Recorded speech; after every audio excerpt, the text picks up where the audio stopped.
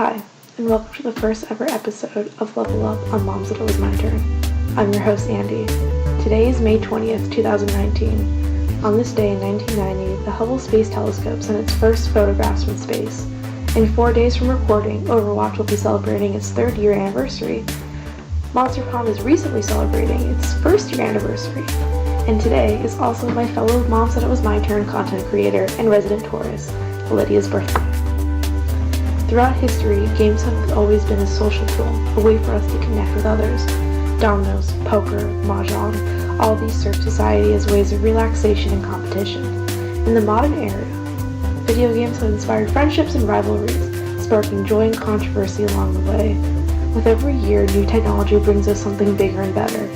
And with the triumphs of 2018 far in the rearview mirror, and fall 2019 on the horizon, there hasn't been a better time to be a video game enthusiast. So what is it about video games that makes people like me go absolutely fucking buck wild for them? Why are we willing to sink hundreds of dollars and hours into a single title? And what is it about video games that makes it such a rich media? Video games are a relatively newer media, with different modes of being, from consoles to PC to handheld devices.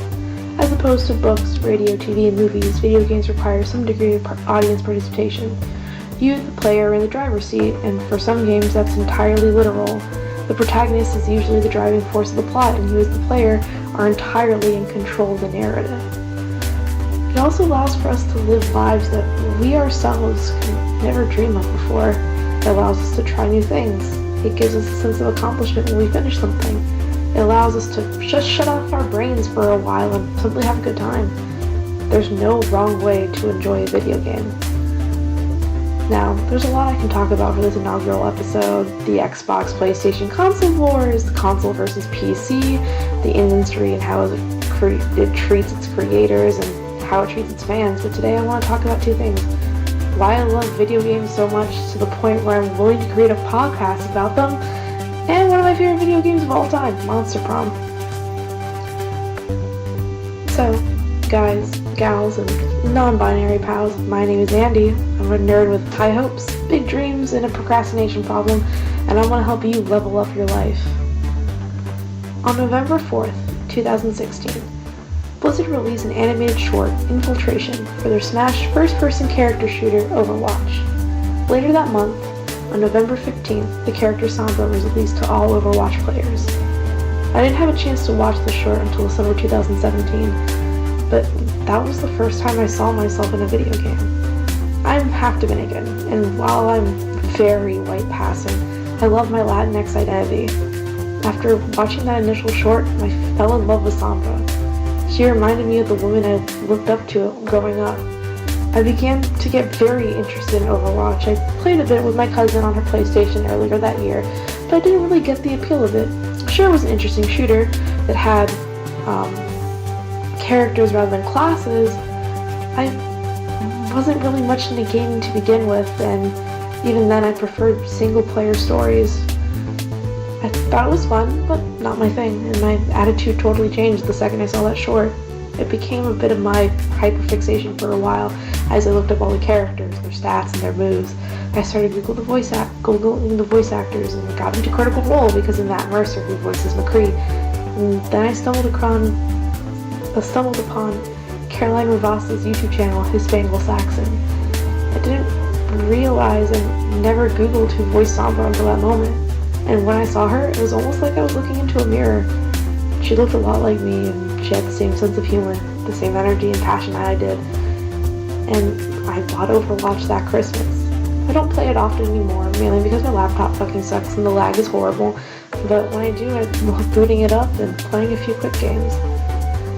This moment, this 6-minute short, sparked my interest into something I previously had little to none in prior. Looking back, I think the reason why I didn't pick up gaming sooner was because for most of my lifetime, gaming wasn't entirely accessible to me. White male still seems to be the default, and many games still pander to the cis, heterosexual, white male audience. While this isn't entirely a knock on the gaming industry, it's still saddening to think how somebody like me, who would have otherwise picked up a new console or dropped $60+ on a new game, thought nothing of it at first because they didn't see themselves in it. It's because of this lack of diversity that in most, but not all, AAA titles, that I began to look more closely at indie games, and I loved what I saw. Games like Life is Strange, which I'm currently playing on Twitch with a couple of my friends. Oxenfree, Dream Daddy, Stardew Valley, and Monster Prom have opened up doors to new voices and new stories, and while they aren't perfect, they're a beautiful example of what the industry could be.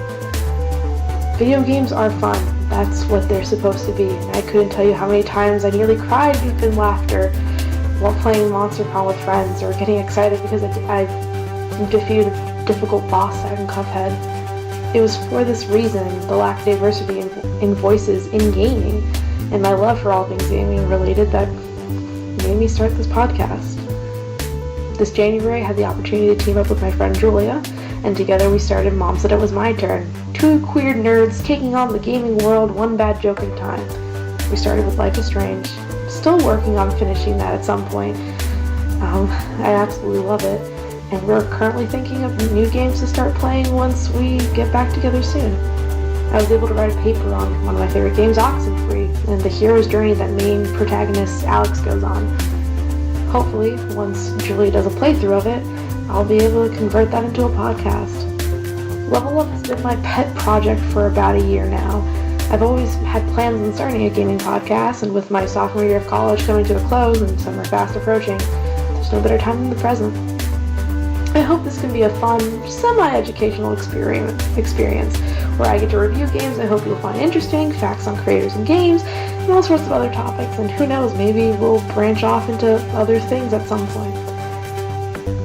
And now, with all that sappy stuff out of the way, let's talk monster fuckers. Monster Prom is a monster dating simulator created by Beautiful Glitch. It is unique that it allows its players to play both in single player and multiplayer modes. In the original base game, there are 6 potential dates to the Monster Prom, which is in 3 weeks. Players are presented with Monster Prom's stupidest pop quiz ever to determine player stats and love interests. Players are then allowed nearly free roam over the campus, boosting stats, running into the object of their desire, and getting into wacky situations. At the end, players are posed with a choice between picking one of the 6 candidates or going to Monster Prom on their own.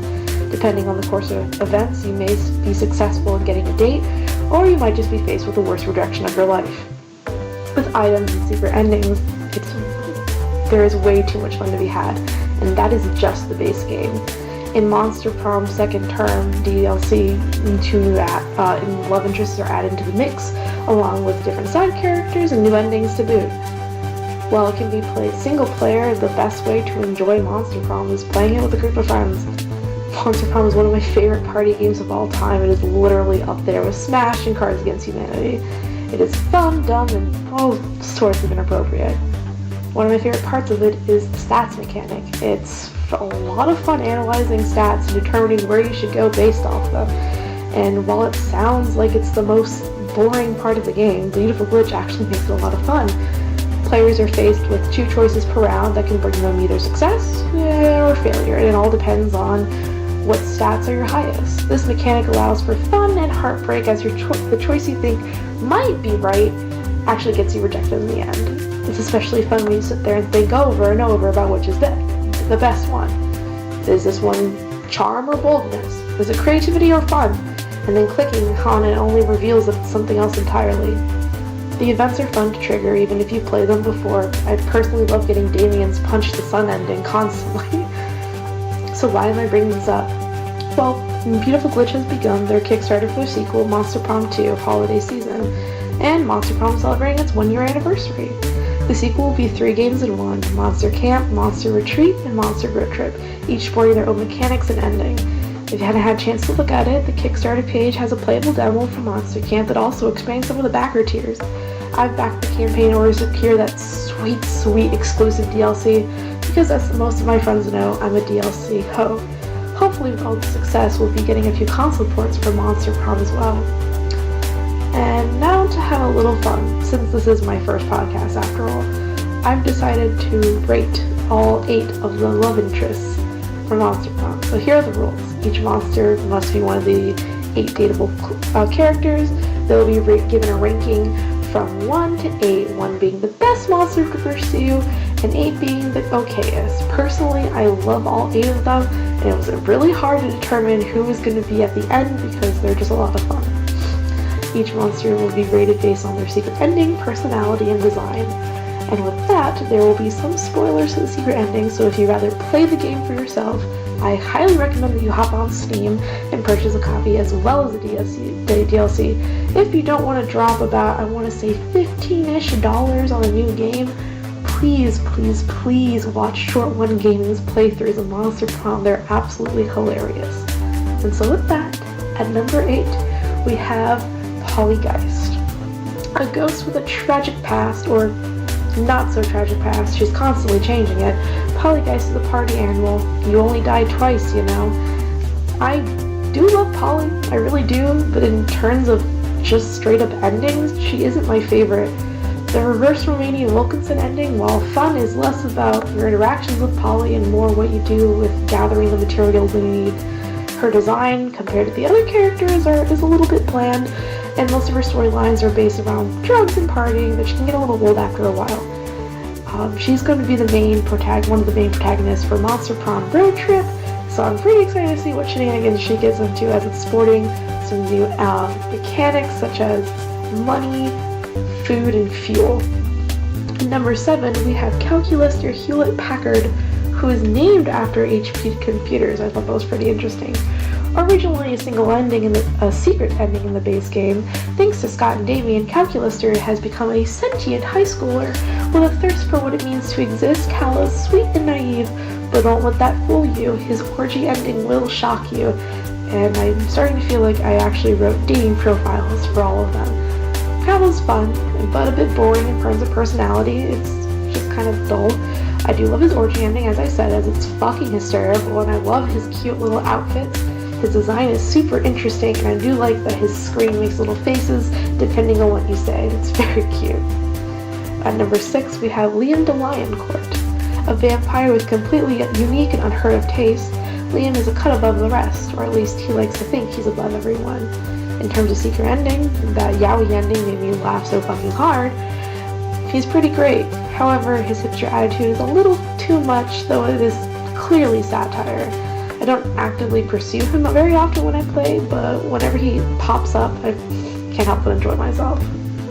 With number 5, Miranda. Miranda Vanderbilt. A princess of an underwater kingdom, Miranda makes for an interesting student at Spooky High. Don't let her cute demeanor fool you, as she has the cutthroat skills to lead a kingdom. The sole reason why she's up here this high and not closer to the end is because of the song performed by One Short Gaming's Jake about her. It's the funniest thing ever.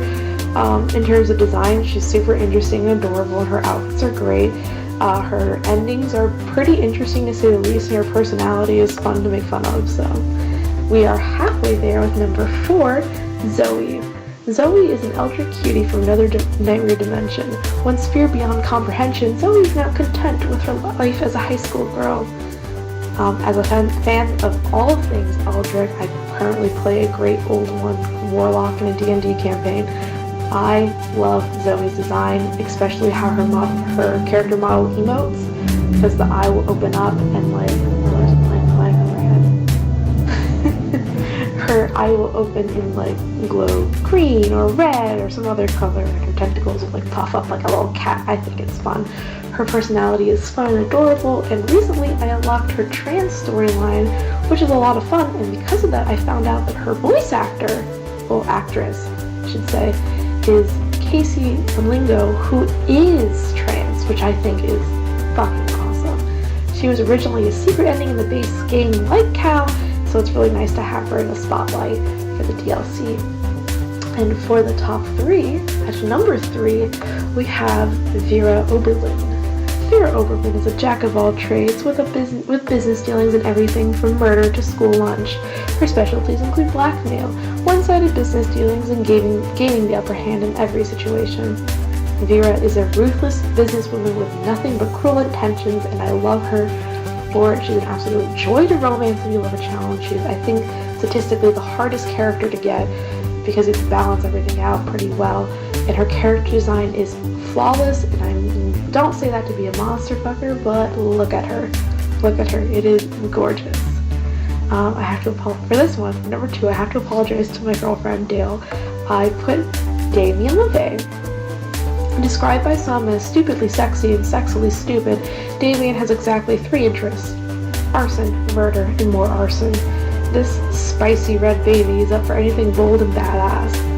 I think I've unlocked all of Damien's endings because between me and my girlfriend, we've romanced him probably about 20 times, and we've logged in, I want to say, over 24 hours on Monster Prom on my laptop.